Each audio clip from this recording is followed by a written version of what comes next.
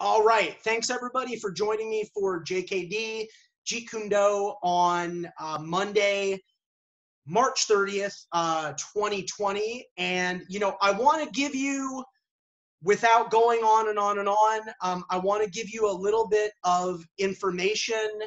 I think it's really important, and I want to clarify my approach and some of the ways where I've seen my approach validated over the last few years. So this is the way that I teach it, and this is the way that I explain it, and this is the way that my curriculum is organized. And bear with me for a few minutes here, and then we're going to start the physical training and get some movement going for you.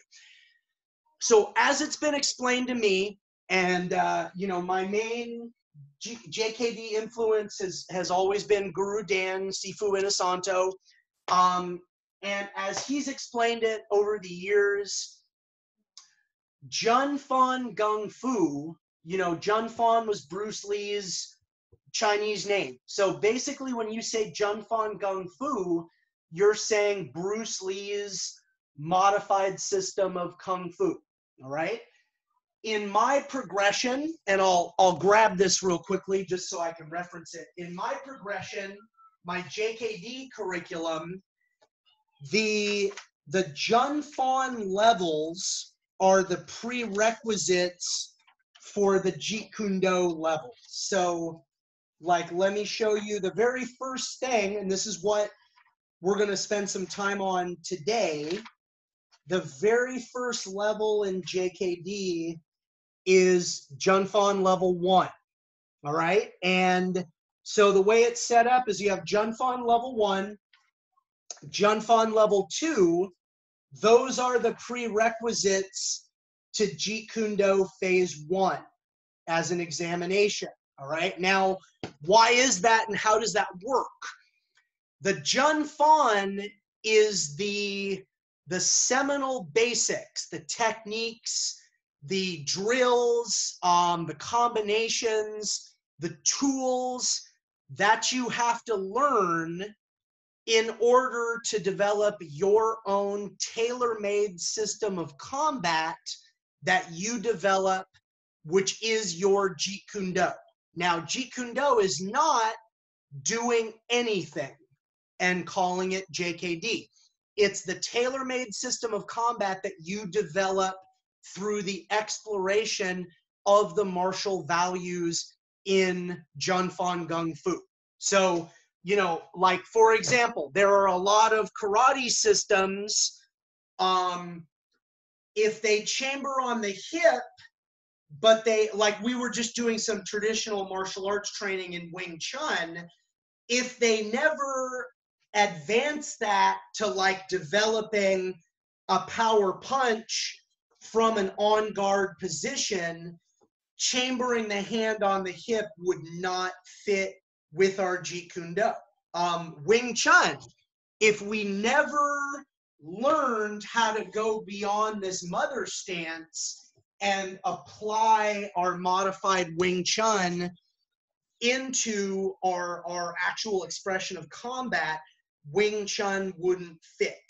So to say that you can just do anything and call it Jeet Kune Do doesn't work. It's the tailor-made combat system that you develop through your exploration of the martial values in Jun Fan.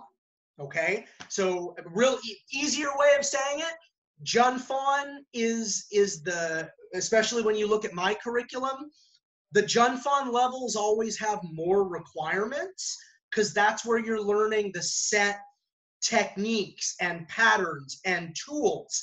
The JKD levels are where you're doing light sparring. That's all about performance. And the JKD levels usually have some problem, some martial arts problem that you've gone out and investigated solutions to, okay? So if you have further questions about that, you can, please, you can post them in the YouTube video or on Facebook, and I will do my very best to try to answer them. for now, let's start in Jun Fan 1, and this will be in the air, but so what? And this way everybody can train and everybody can learn these basics. So I want you to start with your dominant side forward. So if you're right-handed, you're in a right lead. If you're left-handed, you're in a left lead, all right? 3 seminal pieces of footwork. Stay where you're at. So look at my feet. So we're going to start with step and slide. This is step and slide, advance. Step and slide, advance. Let me move back, okay? So when I step and slide to advance, lead foot steps and the rear foot slides. Let's try a couple of those together if we can. Ready, go. Advance, advance, advance. Step and slide, okay? Now, I'm going to move back only so you can see my feet. If it's step and slide, retreat. Step and slide, step and slide, step and slide.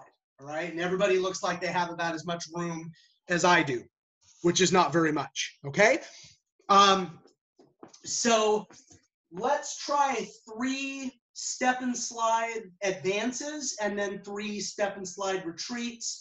And if you have to make them smaller because of space like I do, not a problem. Ready, step and slide, advance, advance, advance, and then step and slide, retreat, retreat, retreat. Okay? Now what I like about this is the thing is named after what you do. So you know you're doing it correctly if you're doing step and slide. Step and slide. That brings us to the next one, which is slide step. So to slide step advance, rear foot's gonna slide, lead foot's gonna step because it's called slide step. Slide the rear and step the lead. Slide the rear and step the lead. To retreat, slide the lead and step the rear. Slide the lead and step the rear. Slide the lead and step the rear. So can we all try some together? Ready, slide step, advance, advance, advance, and slide step, retreat, retreat, retreat. So step and slide, advance, step and slide, retreat. The last one is the easiest. Sometimes I like to teach the hardest things first. Step through, step through, step through. That was all step through, advance, step through, retreat, step through, retreat, step through, retreat. All right? So we have to start developing our mobility system. In the very beginning, depending on how much background everybody has in all this, I am not incredibly demanding with my Baizhong stance. It just in the sense, so the Baizhong is the traditional JKD stance, which would be very much, you know, my right hand is in the lead, chin is tucked down, hands are in line. And what's super important about the Baizhong is that you are up off your rear heel so that you can burst, okay? That's what they're always looking at. In the very beginning, depending on the level of the person in front of me, if one's hands are up and their chin is tucked down and they're not flaring their elbows, then usually I'm happy, okay? Your lead straight punch is your jab. I don't want to insult anybody, so I'll go over these very quickly. Your rear straight punch is your cross. Now, different boxing schools, if it goes out straight, it's a straight right hand. If it crosses center line, it's a cross. Because I'm teaching so much stuff, I don't have time for all that. If it's the rear straight punch, I just call it the cross. It depends on where the person is at, okay? Because again, I'm teaching a whole heck of a lot of stuff in the very beginning. So you have your jab, you have your cross. I have my hook. Now when you hook, especially in the beginning, you want to work on bringing your body weight back and not overextending through the target, right? Because it does you no good. If you're my target, boom, I can only hit your face, and I don't want to go crazy beyond the target zone because then I'm going to overexpose myself. So here's my hook. I also have my body hook. In my curriculum, I don't spend a lot of time on the rear hook, not because there's anything wrong with it, but in my experience, people can usually develop a good lead hook and a good lead body hook way faster than they can a rear hook. I'll share this as well super quick. I've also seen two people, this was many years ago, but this happened within a few months of one another. One was a super buff, like FBI. He was in law enforcement. He was in incredible shape. Another one was sort of a heavy set guy, but he was just a big guy. He's the kind of guy, if you saw him physically, you'd be like, I don't want to fight that guy. I don't know who. I don't even care if he knows martial arts, just big, imposing looking big guy. Both of them in light sparring threw rear hooks with no body behind it against other big people, and they tore their bicep tendon because it was just their arm. They didn't move their body. Whereas the lead hook, most people realize intuitively you've got to have your body behind it. The rear hook, people just seem to not naturally make that connection. So the jab, the cross, the hook, the body hook, the lead uppercut, the rear uppercut, the lead overhand, the rear overhand, and then I'm happy to admit that I added this, the rear hammer fist and the lead hammer fist. All right, which that's the same line as your overhands. Your overhands are like downward diagonal looping hooks. Your hammer fists are on the same line, but you're just hitting with the bottom of your hand. And admittedly, the hammer fists are a little bit more Panantukan, like a little bit more Southeast Asian influence. Like obviously there's no hammer fists in Western boxing, you would get kicked out. But because JKD as a curriculum is about an exploration, I make my students study both the overhand and the lead hammer fist. It's because it's good, okay? So I teach those as SDAs, single direct attack. We learn a good jab, a good cross, a good hook, a good body hook, a good lead uppercut, a good rear uppercut, a good lead overhand, a good rear overhand, a good lead hammer fist, and a good rear hammer fist. Then we go into the next way of attack of JKD, which is ABC, attack by combination. So I teach boxing 3 counts. Some people have looked at this block and been like, oh, it's really good that you teach all of those. And some people have looked at it and said, that's too many boxing 3 counts, especially for the first level. I am all about regulating the necessary exploration to find your own JKD. And the boxing 3 counts are all about stringing together different punches, figuring out which punches really fit your body, and figuring out which punches go together the most intuitively for you. So we're going to do these together, even if you already know these, and this way it's on video and everybody watching the future video can practice. So triple jab, 1, 2, 3. Not trying to bore anybody. Jab, cross, jab, jab, cross, jab, okay?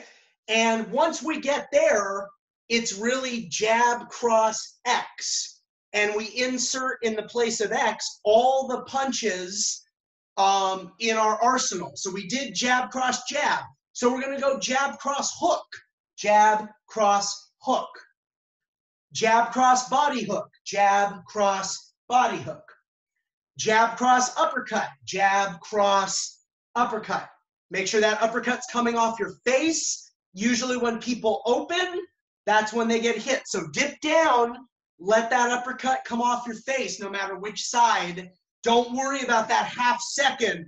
Oh, that cost me a half second. That's better than getting knocked out. and you probably hit the person with some of the other punches to set up that uppercut. So it's okay. Jab, cross, lead, overhand. Jab, cross, lead, overhand. Jab, cross, lead, hammer fist. Jab, cross, lead, hammer fist. Okay? Then we have cross, X, cross.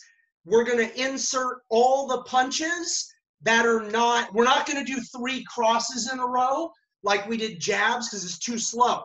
So we're going to end up with cross, jab, cross. That's the first one. Cross, jab, cross. Cross, hook, cross. Cross, body hook, cross. Cross, uppercut, cross. Cross, lead, overhand, cross. Cross, lead, hammer fist, cross. Good. And I think we've done them all. Then there's 4 more. Lead uppercut, rear uppercut, hook. Lead uppercut, rear uppercut, hook. Very nice. Rear uppercut, lead uppercut, cross. Good. And then the last 2 start and finish with the rear hand.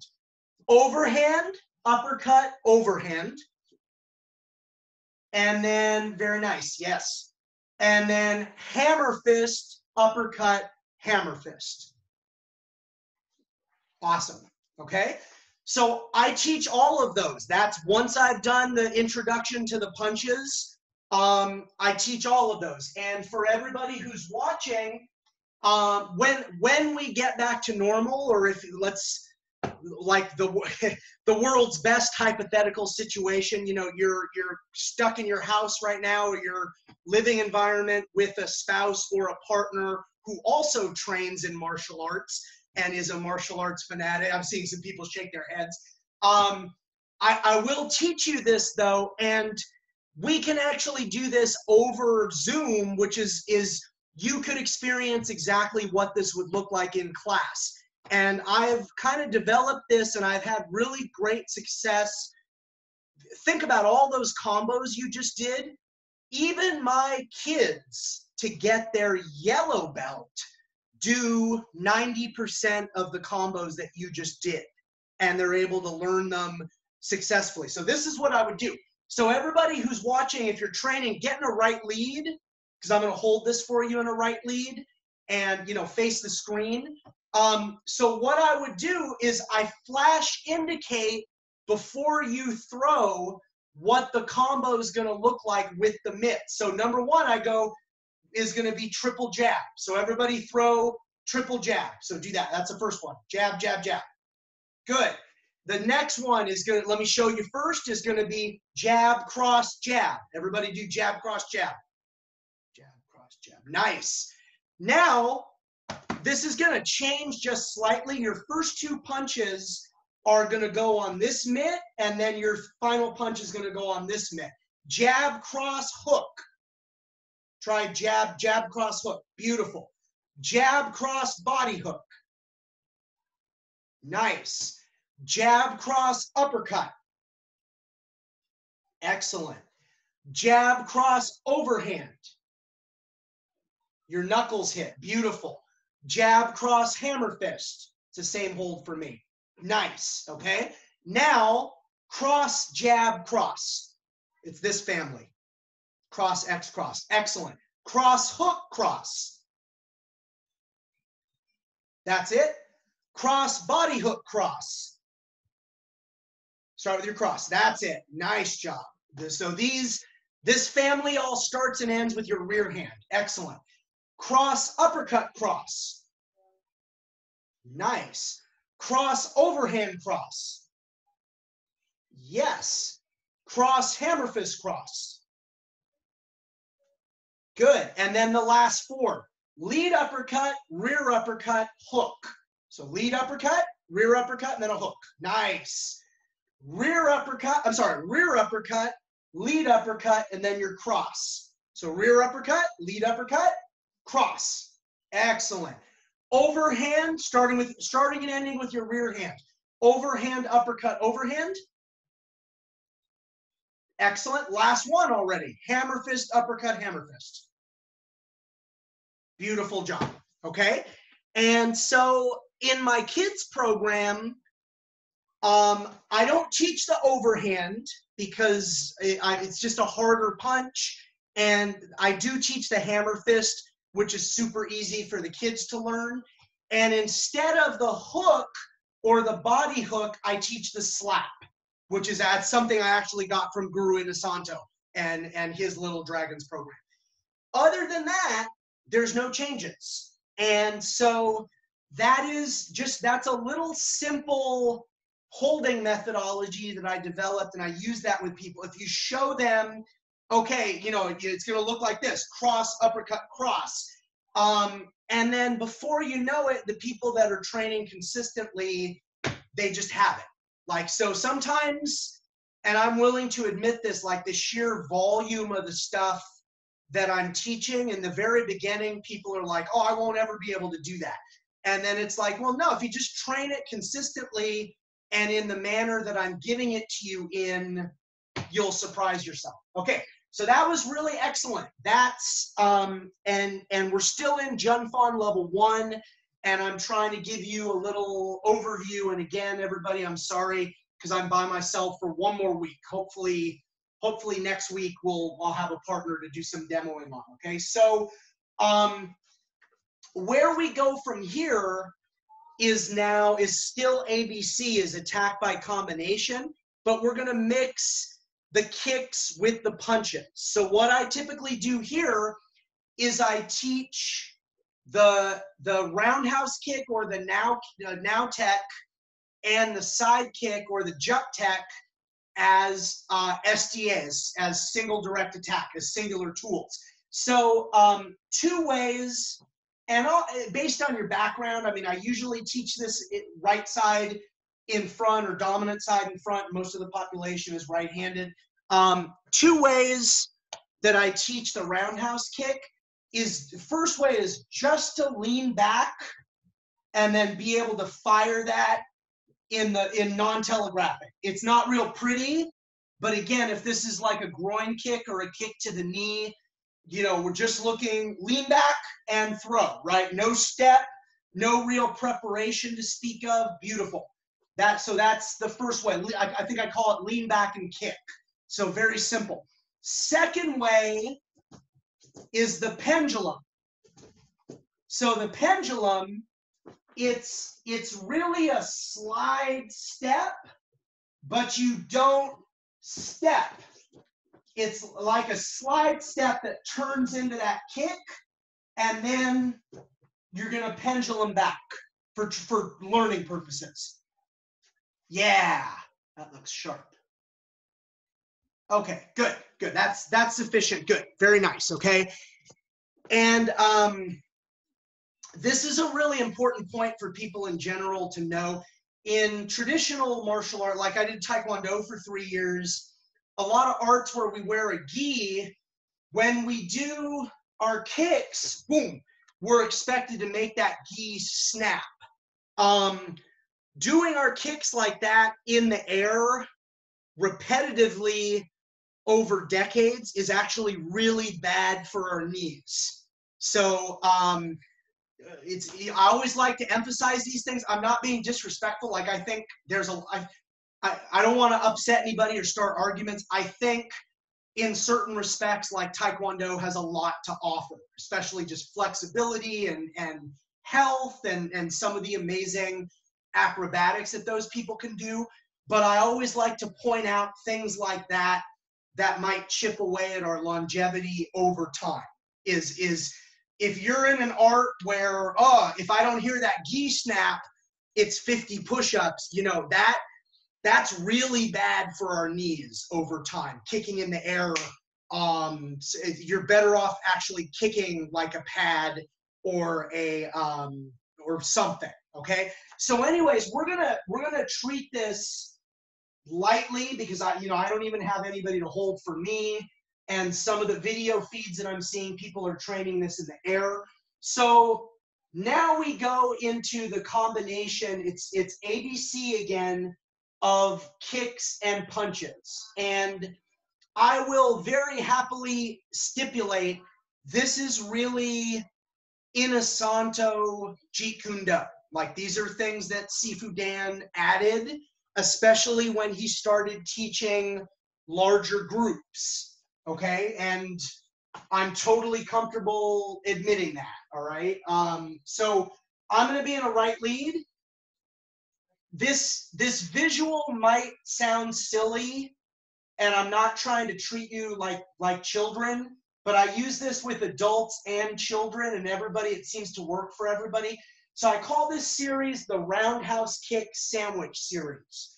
Why I use that visual, the bottom piece of bread is a roundhouse kick. The top piece of bread is a roundhouse kick. And then there's going to be some punching in the middle.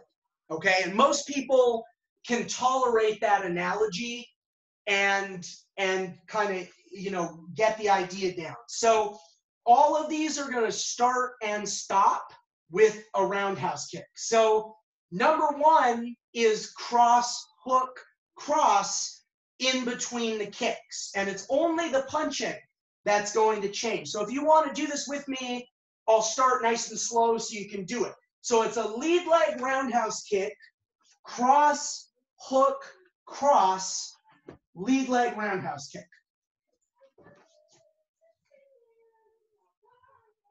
So see what I mean by, I know it's hokey, but see what I mean by a roundhouse kick sandwich? That's it, okay?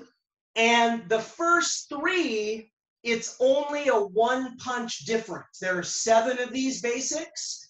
And forgive me, I'm because it's slightly different in my adult program than my kids program. No, in the first level, I teach the first 3 because those are well within the levels. Okay, beautiful. So I see some people repping it out. That looks really nice. So let's add number 2. There's only a one punch difference. Lead leg now tech, that's the same. Cross, that's the same. Body hook, cross, kick. That's the only difference for number 2. Nice. Okay, so again, everybody looks really good. Depending on the person that's in front of me, sometimes people don't have any experience punching and kicking.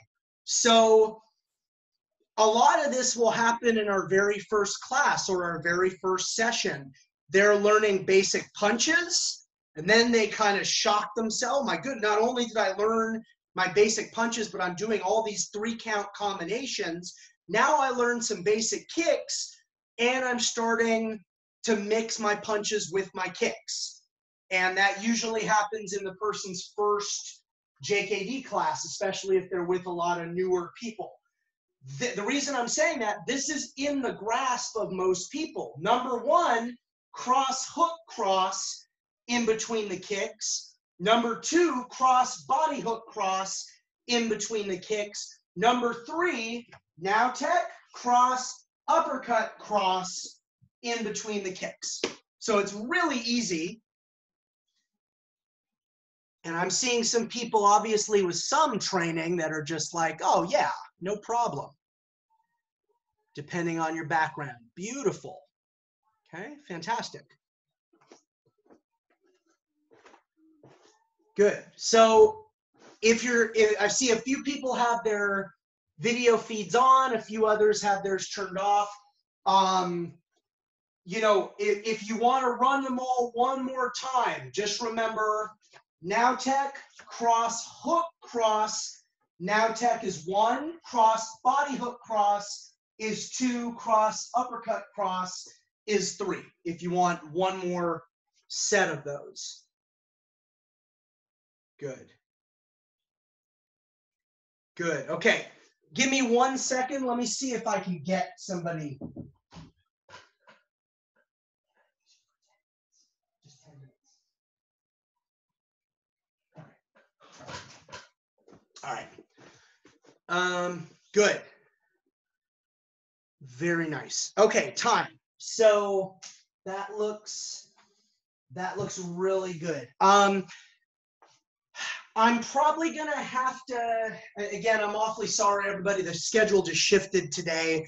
With my 10 remaining minutes, I think I'm going to show you, I have two concepts for the ground as far as grappling, and these come straight from Sifu Inosanto, okay? And, you know, he's a black belt in Brazilian Jiu-Jitsu. He's got the highest ranking in shoot wrestling that you can have, and not because he's a nice guy, because he actually finished the curriculum like he does with everything. So he knows his way around grappling. A lot of people are really shocked when I teach some of the grappling material in JKD, because it kind of comes from him, because of how good it is. Not like he doesn't know his stuff, but just, you know, just people are kind of surprised. So my first level grappling material is dealing with a problem. And let me just briefly explain this to you, and then I'm gonna have to kind of demo this solo in the air. And if you're training, if you have a partner, you can work on it with your partner. If you're stuck by yourself or you don't have anybody who can help you, you can do it in the air. But at least this way we're training. So let me kind of verbally set this up, and then we'll learn it very quickly here. As it's been explained to me, because this is before my time, in the 60s and 70s, and I mean, even the 80s, partially, when we think about, and pardon me for this terminology, but I'm going to use it anyways, like the stereotypical drunken knucklehead that for whatever purposes, for whatever situation, might look to start trouble with us, even if we try and diffuse the situation. In the 60s and 70s, and mostly a lot of the 80s as well, the bad fighting that we would have to be ready to deal with was boxing. Bad boxing that the person, you know, because boxing was all the rage, and maybe 9 times out of 10, the person would not be trained, but that's kind of the martial art of the day that we had to be ready for. Flash forward to today, the martial art that we have to be ready for is bad MMA, because everybody and their mother, even if they don't train, they know what a double leg takedown is. They know what a ground and pound is.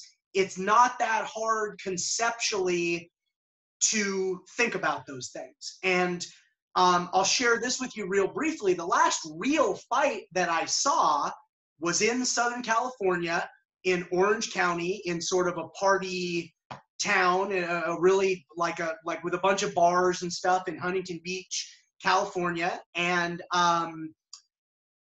the fight was like 2 bigger, buffer, younger looking guys, and literally one of them did an ugly double leg takedown on the other. The other guy fell on the ground, and the guy who took him down stood there and rained ugly looking punches, and he scored with like 5 or 6 of those before the cops came in and took them both away.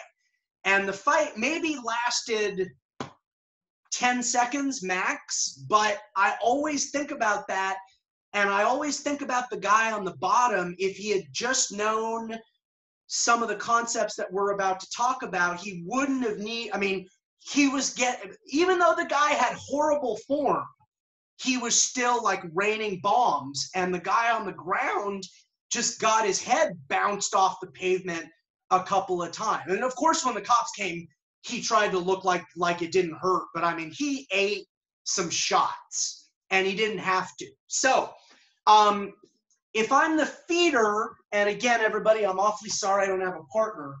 If I'm the feeder, if you do have a partner available to you, I would be on my knees in the receiver's guard, either opened or closed.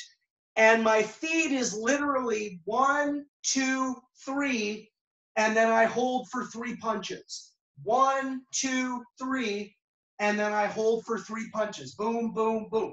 And I can change up.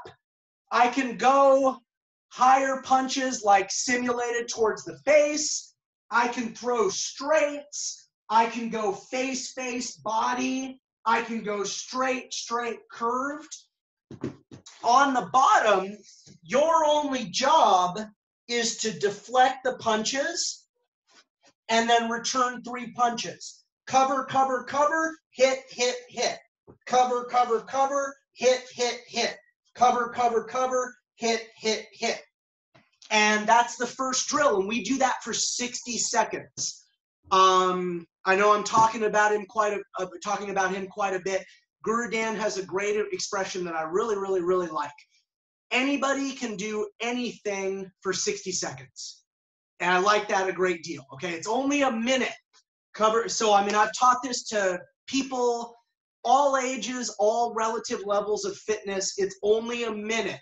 Defend 3 shots, return 3 shots. Defend 3 shots, return 3 shots. The only real strategy, if the feeder goes for your stomach, you want to make sure you don't drop your hands. If there's any body shots, you want to try to deflect those body shots with your elbows. Other than that, there's no technique. Like, the technique is don't block the punch with your face. You know what I'm saying? Like, cover it. Just cover it. Doesn't matter. So we do that for 60 seconds. Cover 3, return 3. Then there's one more drill. All right, and then there's one stand-up requirement for grappling in Jun Fan Level 1 that I'm not going to have time to cover with you, but there's 2 ground requirements, and I thought this would make a nice way to end today's class, okay? So cover 3, return 3, that's the one that I just got done explaining. Cover 3, clinch, return 3 is the next drill. So the feed and the positions are the same. I defend 3 shots, one hand clinches, and I lay the other hand in place. I simulate pressure, and then for training, I release, I let my holders sit up, and I fire 3. In actuality, you would clinch. 9 out of 10 people, even sadly some people with training, they're going to injure their own neck. That's how freaked out people will get. All you have to do is give what we call a false positive. You keep one hand slightly above their head. You take the other hand off. They will literally sit up, and then the back of their head will stop on the hand that was right behind them. And then you can decide how you want to hit them. And it's like we validated through military and law enforcement footage. It's like Jedi mind trick. It's literally like you're there, oh, they think they're getting out, and then you're basically telling them when to sit up so that you can hit them. And it works like gangbusters, okay? That's the idea behind the technique. For training, and again, I'm sorry I don't have a partner, cover 3, clinch, simulate pressure, release, fire 3. And that's what we're doing for 60 seconds. And you can kind of see how that builds on the previous drill. All right. And then we have a whole family of like trapping from the bottom, and that goes into locking and submissions and stuff like that. And all of that is what I would describe as like modern Jeet Kune Do grappling coming from Sifu Inosanto based on his incredible depth of knowledge in grappling as a whole. And he's kind of come up with a new family of drills. Okay, so I covered, I'll kind of bring this up to the camera here. I covered everything. I did my SDAs. I didn't get to talk about side kicking. We'll do that next time. But we did all the footwork and all the boxing, and we talked about the ABCs. I didn't get to teach trapping, although I did cover that in last week's class. So please make sure, everybody, Please, I know it's a cliche to say, oh, like and subscribe, but make sure you're subscribed to my YouTube channel. All of the classes get uploaded there right away. Like I'm going to end this recording, render, and then upload today's 3 classes to my channel right away. The link for my channel is actually in the chat if you want to go there directly, okay? So you can look at the trapping. What happened? Oh, you're good? Oh, fantastic. I love it. All right. Real-time subscribe. Fantastic. So you can look at the trapping in last week's class. And then we did 2 out of the 3 bullet points for grappling. I'll have to cover that 1 stand-up requirement next time. Okay. I'll share this and then I'm over time and I want to, oh, you're very welcome, Abra. Thanks. JKD is very important to me. There was a time period based on how much politics and how much factioning and how much, sorry for the bad pun here, like figurative infighting there is in the JKD community. There was a time period where I was almost like, you know, I don't even know if I want to teach this, or because everybody's so bitter and everybody's so angry and blah, blah, blah. As the years have gone on, it's incredibly important to me. And, you know, Bruce Lee died 5 years before I was born. It's not about Bruce Lee hero worship. And I'm not trying to take anything away from Bruce Lee. He was an amazing individual. He only lived until he was 32. But look what he did with those 32 years. I mean, incredible. The last few years of really dialing in the curriculum and really sort of, for lack of a better term, like accepting responsibility, because a lot of people are shocked when I kind of represent myself as a modern, primarily Inosanto JKD instructor, and that is a separate program from my FMA and a separate program from my CLOT, and because I think there was so much miscommunication, and I think there was so much bitterness for so many years there. It's like nobody knows what anybody else is doing, and we're really all united by Bruce Lee gave us this incredible gift and then passed away way too early. And then the people that were left kind of did their best to perpetuate that gift. And for me, I don't like martial arts politics. I think it chips away and erodes what we're really trying to do. And I just try to run things as positively as possible, you know. So last thing I'll share, and then I'm over time here, I need to end the class.